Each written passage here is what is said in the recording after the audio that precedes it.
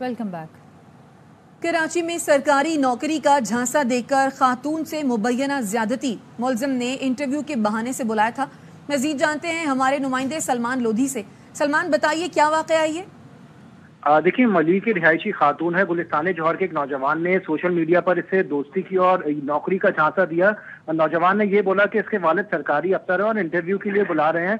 मुतासरा खातून जब मौके पर पहुंची तो इसको असले के जोर पर ज्यादती का निशाना बनाया गया और पुलिस में रिपोर्ट दर्ज कराने के मामले पर कत्ल की धमकियां भी दी गई। पुलिस ने वाकये का मुकदमा तो दर्ज कर लिया। पुलिस कहती है कि मुलजिम और खातून के डीएनए सैंपल का इंतजार है ताकि इस केस को मजीद आगे बढ़ाया जा सके। खातून ये कहती है कि मुलजिम बाअसर है और पुलिस इस केस पर संजीदगी से काम नहीं करी। खातून ने मुख्तलिफ फॉरम्स पर पुलिस को दरखास्त भी दी और इस केस का तफ्तीशी अफसर भी तब्दील कर दिया गया है। पुलिस कहती है मुलजिम ने जमानत ले रखी है और डीएनए रिपोर्ट का इंतजार कर रहे हैं इस केस में। तो सलमान, ये बताइए कि ये वाकया कब का है, कितने दिन से ये मामला चल रहा है और पुलिस गिरफ्तार क्यों नहीं कर रही है मुलजिम को? डीएनए रिपोर्ट का ही इंतजार क्यों किया जा रहा है? देखिए, मामला ये काफी अरसे से चल रहा है। खातून कहती है सोशल मीडिया के जरिए से इस नौजवान फहद नामी नौजवान से दोस्ती हुई। काफी अरसे बातचीत के बाद इस नौजवान ने बोला कि इसको नौकरी पे इसको बुलाया गया और मुख्तलिफ मैसेजेस भी किए गए जो सोशल मीडिया मार्केटिंग के हवाले से जॉब के ऑफर भी किए गए थे। खातून को इंटरव्यू के लिए बुलाया गया और इसके बाद गुलिस्तान जौहर के एक फ्लैट में लेके जाकर वहां पर असले के जोर पर इसको ज्यादती का निशाना बनाया गया। पुलिस कहती है फौरी तौर पर वाकये का मुकदमा दर्ज किया और मुलजिम को गिरफ्तार किया गया और दोनों के डीएनए सैंपल्स किए गए। खातून के कपड़ों की भी डीएनए सैंपल्स के लिए सील किए गए। पुलिस कहती है कि जब तक डीएनए की रिपोर्ट नहीं आ जाती उस वक्त तक केस को आगे नहीं बढ़ाया जा सकता। खातून के बयानात के मुताबिक रिपोर्ट दर्ज कर ली गई, लेकिन मुलजिम जमानत पर फरार है। अब तक पुलिस कहती है अदालत ही उसने जमानत हासिल कर रखी है, इसी वजह से उसको अभी फौरी तौर पर दूसरी बार गिरफ्तार नहीं किया जा सका है। तो सलमान, क्या खातून का मेडिकल हुआ है?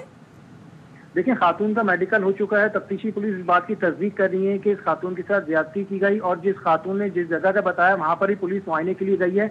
अब तमाम तर जो केस का दारुल मदार है वो डीएनए रिपोर्ट्स में है। पुलिस कहती है जिस खातून ने जो कपड़े पहने रखे थे तफ्तीश के हवाले से वो भी खास अहम है, उनको भी सील किया गया है। जो वकूआ खातून ने बताया उस हवाले से भी तहकीकात की गई है, लेकिन मुलजिमान जैसे खातून कह रही है बाअसर है और पुलिस इस केस पर संजीदगी से काम नहीं कर रही। तो एक तरह से हम ये भी देखने में आ रहा है कि मुकदमा दर्ज हुआ काफी दिन हो गए, डीएनए रिपोर्ट भी काफी ताखीर हो गई और खातून ये भी इल्जाम लगा रही है कि तफ्तीशी पुलिस संजीदगी से केस पे काम नहीं कर रही और ताखीरी हरबे इस्तेमाल कर रही जिसका फायदा मुलजिमान को पहुंच रहा है। खातून ने अब ये मीडिया से इसीलिए राब्ता किया है ताकि पुलिस इस केस पर संजीदगी से काम करे और ज्यादती के वाकये में मुलविस मुलजिमान को फौरी तौर पर गिरफ्तार किया जाए। ठीक है सलमान लोधी, आप इस हवाले से अपडेट कर रहे हैं। कराची में सरकारी नौकरी का झांसा देकर खातून से मुबैना ज्यादती, मुलजिम ने इंटरव्यू के बहाने से बुलाया था। कराची में सरकारी नौकरी का झांसा देकर खातून को बुलाया जिसके साथ मुबैना तौर पर ज्यादती की गई और बताया जा रहा है कि पुलिस तहकीकात में ताउन नहीं कर रही है। मुलजिम ने इंटरव्यू के बहाने से बुलाया था। कराची में सरकारी नौकरी का झांसा देकर खातून से मुबैना ज्यादती, खातून के कपड़े और दीगर शवाहिद सील कर दिए गए हैं। पुलिस के मुताबिक मुकदमे में ज्यादती, असलहे के जोर पर कत्ल की धमकी की दफात भी शामिल की गई हैं, जबकि खातून का कहना है कि मुलजिम ने इंटरव्यू के बहाने गुलिस्तान जौहर बुलाया था। खातून ने क्या कहा आपको वो सुनवाते हैं। मुझे फहद अली सोहू ने सरकारी नौकरी का झांसा दिया। मुझे इंटरव्यू के बहाने से उसने बुलाया। वहाँ पे एक मुबीन नामी शख्स था जिसने मुझे गन पॉइंट पे रखा। फहद ने मेरे साथ जना किया। जब मैंने खुद को संभाला 15 पे कॉल किया, पुलिस आई है। पुलिस मुझे थाने लेकर गई है और बड़ी मुश्किलों के बाद ये मेरी FIR हो गई थी। गुजारिश करती हूँ IG साहब, DIG साहब कि फहद को बहुत जल्द से जल्द गिरफ्तार किया जाए। उनको कोई सज़ा नहीं मिली तो मैं खुद को मार दूंगी। गुजरांवाला में 7 साल के बच्चे को चाची ने तशद्दुद करके मार डाला। चाची ने 7 साल के सुल्तान और 2 साल के सकलैन को डंडों से मारा। हालत बिगड़ने पर मुलजिम सुल्तान को अस्पताल ले गए। डॉक्टर को बताया बच्चा ट्रैफिक हादसे में जख्मी हो गया। डॉक्टर ने जख्मों की नौयत देखकर पुलिस को बुला लिया। बच्चा दौरान इलाज दम तोड़ गया। पुलिस का कहना है बच्चों के वालिदैन मंशियात के इल्ज़ाम में जेल में हैं। हमारे नुमाइंदे गुलाम फरीद ने मुलजिमान के पड़ोसियों से बात की है। इलाका जो रहमानाबाद में 7 साल सुल्तान बैना तौर पर तशद्दुद से हलाक हुआ है, उसके इलाका में हम इस वक्त मौजूद हैं। मेरे साथ इस वक्त मोहल्लेदार मौजूद हैं। शदीद जुल्म किया गया इसके बच्चे से। वो मोहल्लेदार ने पूछा कि क्या मसला है। बच्चे के पेट से देखा तो पेट पे निशान थे, कमर पे निशान थे, चेहरे पे निशान थे। हमारे मोहल्ले में बहुत बड़ा अजाब है कि ये किराएदार को हमें पता ही नहीं चला कि ये ऐसे जी है। चाचा और चाची को हिरासत में ले लिया गया है और मजीद जो तफ्तीश है वो जारी है। टोबा टेक सिंह में मारिया को कत्ल करने वाले भाई और बाप का 2 रोजा रिमांड मंजूर कर लिया गया। अदालत ने मुल्जिमान को जिस्मानी रिमांड पर पुलिस के हवाले कर दिया। मारिया की बड़ी बहन कौसर ने बताया, भाई ने उसे फोन करके कहा कि मारिया की तबीयत खराब है, जल्दी पहुंचो। मैं पहुंची तो वो मर चुकी थी। टोबा टेक सिंह में मारिया को कत्ल करने वाले भाई और बाप का 2 रोजा रिमांड मंजूर कर लिया गया। अदालत ने मुल्जिमान को जिस्मानी रिमांड पर पुलिस के हवाले कर दिया। मारिया की बड़ी बहन कौसर ने बताया, भाई ने उसे फोन करके कहा कि मारिया की तबीयत खराब है, जल्दी पहुंचो। मैं पहुंची तो वो मर चुकी थी। अफसोसनाक ये वाक़या 2 रोज कबल पेश आया था, जहां पर भाई ने बहन तकिया मुंह पर रखकर उसे मार दिया था। टोबा टेक सिंह में मारिया को कत्ल करने वाले भाई और बाप का 2 रोजा रिमांड मंजूर कर लिया गया है। मारिया बीबी मेरी बहन थी, मैं उसकी सिस्टर हूँ बड़ी। भाई ने मुझे 1 बजे कॉल किया, वो मुझे बोल रहा है बहन की तबीयत बहुत ख़राब है, तुम जल्दी से वहाँ पर पहुँचो। जब हम यहाँ पे आए तो हमने देखा बहन मेरी नहीं थी, तो उसको नहलाने में मैं ऊपर ही थी, उसका गुस्ल भी कराया, उसको नहलाया, उसका गला दाब कर उसको मारा गया था। उसके साथ बहुत बेरहमी से उसको मौत दी गई थी। उसका गला भी दबा हुआ था, जो उसकी एक साइड थी ना वो भी फीसी हुई थी। इतना उसके साथ जुल्म किया था, उसकी नाक में से भी खून आ रहा था। प्लीज़ हमें इंसाफ चाहिए, वो हमारी बहन थी। पीटीआई का चीफ जस्टिस पाकिस्तान और chief justice Islamabad high court से फौरी इस्तीफे का मुतालबा। जजों के खत की तहकीकात के लिए किसी भी कमीशन को तस्लीम न करने का ऐलान। पीटीआई रहनुमा रऊफ हसन, शुएब शाहीन, नईम हैदर पंचोता और नियाजुल्लाह नियाजी की प्रेस कॉन्फ्रेंस। कहा, अब बंद कमरों के फैसले तस्लीम नहीं, सुप्रीम कोर्ट के 15 जज बैठें और तहकीकात करें। रऊफ हसन बोले, खत में चीफ जस्टिस पाकिस्तान का भी जिक्र किया गया है। क्या वज़ीर आज़म खुद तय करेगा कि वो मुजरिम है कि नहीं? नईम पंचोता ने इल्ज़ाम आयद किया तो शाहाना केस का फैसला व्हाट्सएप के जरिए दिया गया। नियाजुल्लाह नियाजी बोले, हम वकला तहरीक की तरफ जा रहे हैं। शुएब शाहीन ने कहा, खत पर होने वाली 2 फुल कोर्ट मीटिंग्स के मिनट्स शाया किए जाएं। का तमाशा बनते हुए देख रहे हैं chief justice of the Islamabad high court Aamir Farooq साहब। उसके बाद indirectly chief justice of Pakistan को भी जिक्र किया गया। तीसरा इस वक्त के प्राइम मिनिस्टर हैं शहबाज शरीफ साहब, planted prime minister of Pakistan. क्या वो ये खुद डिसाइड करेगा कि मैं मुजरिम हूँ या नहीं? इस खत की रोशनी में चीफ जस्टिस ऑफ पाकिस्तान काजी फायद ईसा और chief justice Islamabad high court से फिल फॉर इस्तीफे का मुतालबा करते हैं। पूरे पाकिस्तान में तहरीक चलाएंगे, इस कमीशन को मुस्तरद करते हैं। सुप्रीम कोर्ट के 15 जजेस बैठे, आजादाना इंक्वायरी कर। 2 फुल कोर्ट मीटिंग्स हुई हैं, उनके मिनट्स जारी किए। केस में व्हाट्सएप के जरिए इधर ऑर्डर हुआ है और उधर खान साहब के घर हमला हो गया, अगवा करके अटक जेल में ले गए। क्यों? उसके ऊपर चीफ जस्टिस ऑफ पाकिस्तान खामोश। साजिशी खेल शुरू करने वाले अपने ही जाल में फंसे तो जमीर जागने लगे। नून लीगी रहनुमा साद रफी कहते हैं, पीटीआई के दौरे जहालत से शुरू किए बगैर कहानी मुकम्मल नहीं हो सकती। फॉर्म 47 और 45 का मातम करने वाले 2018 के इंतखाबात को जायज करार देते हैं।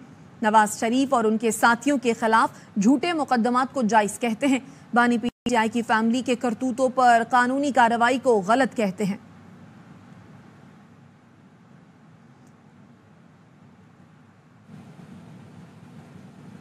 वज़ीर आला केपी अली अमीन गंडापुर से दरख्वास्त है वफाकी हुकूमत से राब्ते ख़त्म कर दे। रहनुमा पीटीआई असद कैसर कहते हैं कि वफाक ने तो आपको एक अफसर तक नहीं दिया, 1 रुपया तक नहीं दिया। ये मुफाहमत का नहीं, मज़ाहमत का वक्त है। मैं अमीन साहब से भी रिक्वेस्ट करूंगा, आप तो मीटिंग कर रहे हैं, इनके साथ मुलाकात आपकी हो रही है।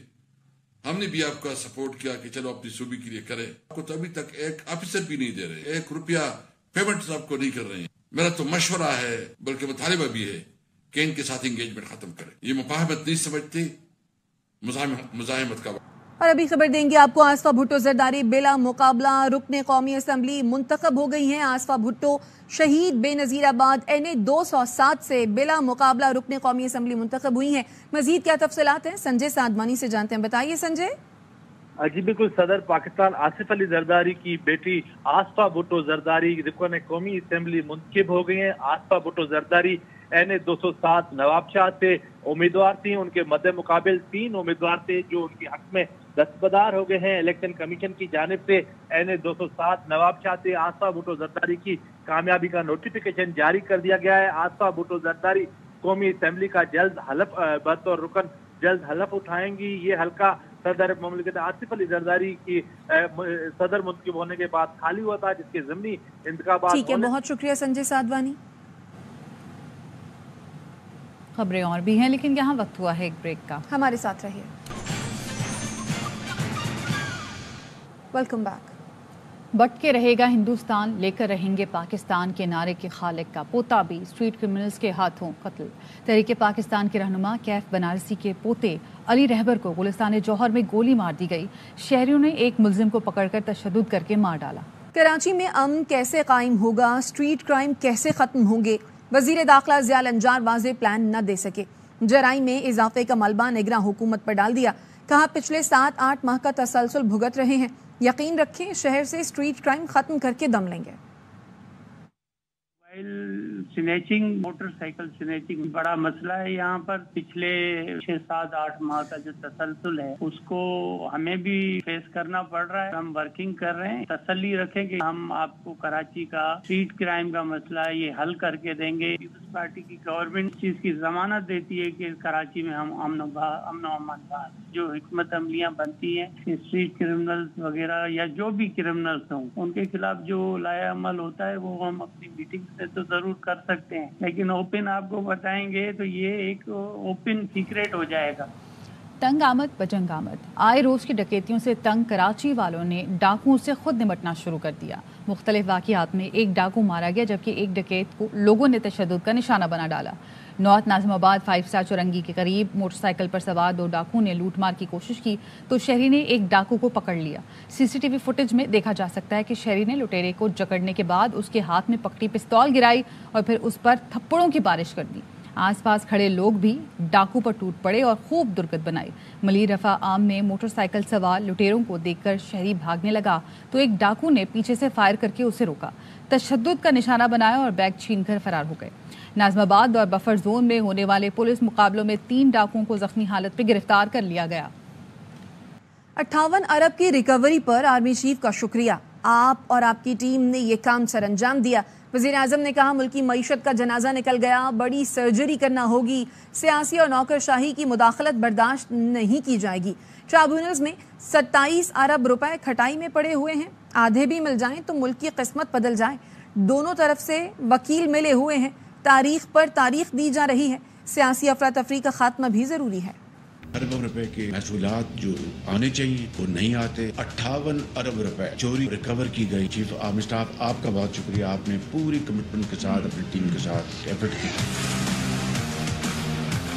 ट्राइब्यूनल 200 अरब रुपए की केसेस वहाँ पर खटाई में पड़ा, मिला के 2700 अरब रुपया, इसका आधा भी ले लें 1300 अरब रुपया मुल्क की किस्मत बदल सकता है। दोनों तरफ से मिले हुए हैं, तारीखों पर तारीखें दी जा रही, मईशत का जनाजा नहीं मिल सका। No political influence, bureaucratic influence will be allowed to interfere with this major surgery.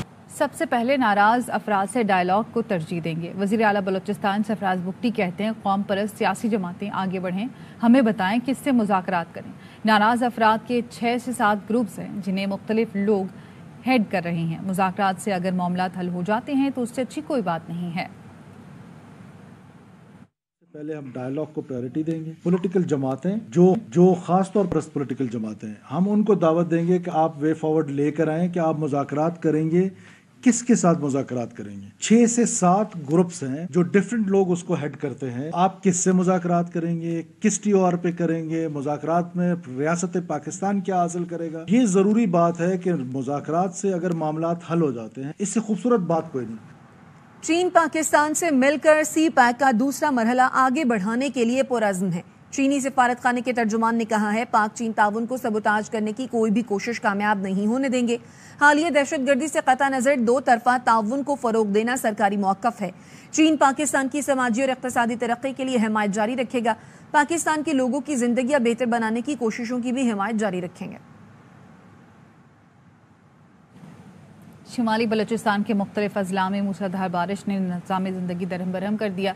कई इलाकों में सैलाबी सूरत हाल है। बलोचिस्तान के मुख्तलिफ अजला में बारिश ने लोगों की मुश्किलात बढ़ा दी। ज़िला दक्की में तूफ़ानी बारिश से कमरे की छत गिर गई। 5 मजदूर मलबे तले दबकर जाम भग हो गए।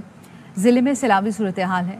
कोयला की कान में फंसे 5 कारकुनों को रेस्क्यू कर लिया गया। शिरानी में लैंड स्लाइडिंग के बायस खैबर पख्तूनख्वा और बलोचिस्तान का ज़मीनी राब्ता मुनक़ता हो गया। शाहराह पर सैकड़ों मुसाफिर फंस गए। शुमाली बलूचिस्तान में बारिश का सिलसिला जारी है। ज़ियारत में बारिश के साथ जालाबारी भी हुई। लोरलई और गिरदुनवाह में भी बादल बरसे। और पेशावर वालों पर रमजान में मौसम मेहरबान, गरज चमक के साथ बारिश, जालाबारी भी हुई, शहरियों के चेहरे खिल उठे। मजीद जानते हैं ARY न्यूज की नुमाइंदा शाजिया निसार से। शाजिया, बताइए मौसम के बारे में। जी बिल्कुल, पेशावर के शहरियों पर भी मौसम मेहरबान हो गया है। पेशावर में मूसलाधार बारिश के साथ साथ जालाबारी भी हुई है। अभी भी बारिश का जो सिलसिला है वो जारी है और साथ साथ जो रोज़ादार थे उसके जो तके हुए चेहरे थे वो भी खिल उठे हैं। काफ़ी जो मौसम है उसमें काफ़ी फ़र्क आया है। गर्मी की जो शिद्दत है वो मुकम्मल तौर पर ख़त्म हो चुकी है। सर्दी की एक लहर सी फील हो रही है क्योंकि बारिश के साथ साथ ठंडी हवाएँ भी चल रही है जिससे काफ़ी मौसम खुशगवार हो गया है। खैबर पख्तूनख्वा के जो बालाई इलाके हैं वहाँ पर भी बारिश का सिलसिला जारी है। गंदम की कटाई किसानों के लिए किसी त्यौहार से कम नहीं होती। सिंध के शहर सांगढ़ में गंदम की कटाई का आगाज हो गया। जदीद मशीनरी के इस्तेमाल की वजह से आने वाले मजदूर रोजगार की कमी की वजह से परेशान हैं। सिंध में गंदम की कटाई का आगाज हो गया। खुश साली के सताए थरवासी अपने माल मवेशी समेत मजदूरी के लिए सांगढ़ पहुँचे हैं। थरवासी मर्द, खवातीन और बच्चे तपती धूप में गंदम की कटाई कर रहे हैं। थरवासी कहते हैं जदीद मशीनरी आने से कटाई का काम तो आसान हुआ लेकिन मजदूरों का मुआवजा बढ़ने की बजाय कम हो गया। यहाँ पे मजदूर नहीं है, ट्रैक्टर जो आ गए, गरीब लोग वहाँ अपनी परदेश छोड़ के आ रहे हैं। इधर कुछ नहीं है, 2-3 महीना हमने किए कणक के। थरवासियों का ये भी कहना है कि पानी का बंदोबस्त हो जाए तो अपनी जमीनें खुद सैराब कर सकते हैं। तब कहते हैं आपको मैं ट्यूबवेल लगा देंगे अगर वोट हमको दो। गंदम की कटाई किसानों के लिए त्यौहार से कम नहीं। एक तरफ किसानों को मेहनत का सिला मिलता है तो दूसरी तरफ रोजगार के मौके भी पैदा होते हैं। खबरें और भी हैं लेकिन यहाँ वक्त हुआ है एक ब्रेक का। हमारे साथ रहिए। Welcome back. बाबर आजम को फिर T20 टीम का कप्तान बनाने का फैसला कर लिया गया। जराये ने बताया सिलेक्शन कमेटी ने साबिक कप्तान को फिर क़यादत सौंपने की तजवीज़ दे दी। स्टार बैटर ने काकुल अकेडमी में जारी ट्रेनिंग कैंप ज्वाइन कर लिया। बाबर आजम की क़यादत में पाकिस्तान ने 71 T20 के लिए 42 जीते, 23 में नाकामी हुई। शाहीन आफरीदी को सिर्फ एक ही सीरीज़ में कप्तानी का मौका मिल सका।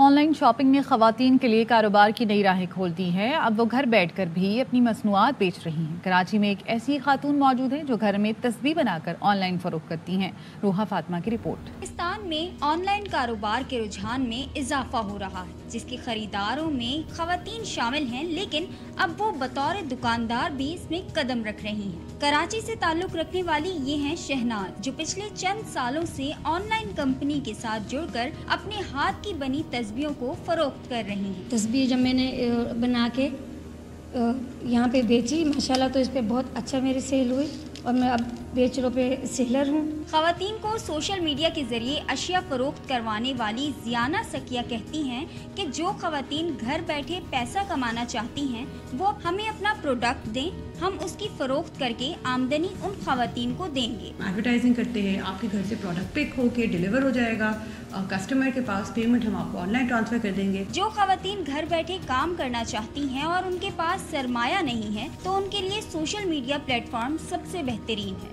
कैमरामैन मोहम्मद हनीफ के साथ रोहा फातिमा, ARY न्यूज कराची। वापस आएंगे इस ब्रेक के बाद, हमारे साथ रहिए।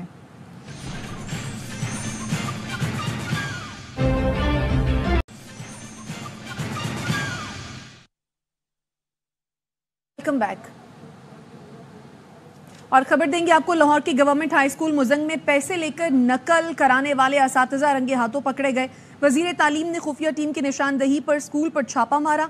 4 प्राइवेट इन्विजिलेटर्स, 2 सेंटर इंचार्ज समेत 8 अफराद गिरफ्तार करके सेंटर सील कर दिया गया। तलबा ने तमाम भेद खोल दिए। कहा पूरा पर्चा हल करवाने के 30,000, आखिर के 40 मिनट में नकल के लिए 5,000 रुपए लिए जाते थे। दो सारे पेपर कराएंगे और 2-3 दिन छोड़ कराने का 500 रुपया, आखिरी के 40 मिनट देते हैं अगर 5,000 रुपया दो।